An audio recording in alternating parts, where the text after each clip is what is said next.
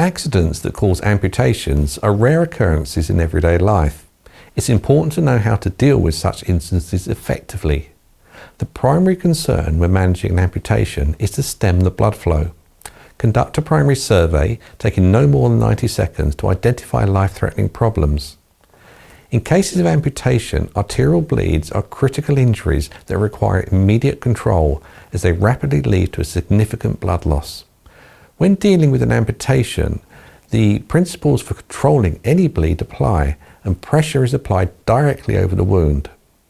For more serious bleeds, especially arterial ones, larger and thicker dressings, such as trauma dressings, may be necessary. These dressings are designed to stem more bleeding than standard ambulance dressings.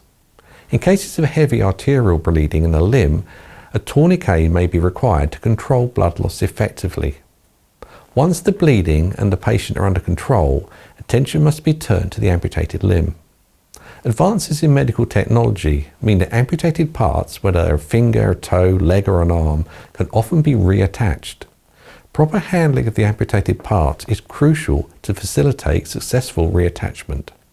First, wrap the limb in cling film to create a barrier against infection and keep it clean. Next, wrap the limb in towels or thin blankets to provide additional protection. The limb should then be placed in cold, icy water, but never apply ice directly to the stump or the amputated part. Direct contact with ice can destroy the nerves, making reattachment impossible. Cooling the limb without freezing it preserves the nerves and tissues, increasing the chance of successful reattachment. The patient and the amputated limb must be transported quickly to the appropriate hospital. Quick and proper medical support is essential for the best outcomes.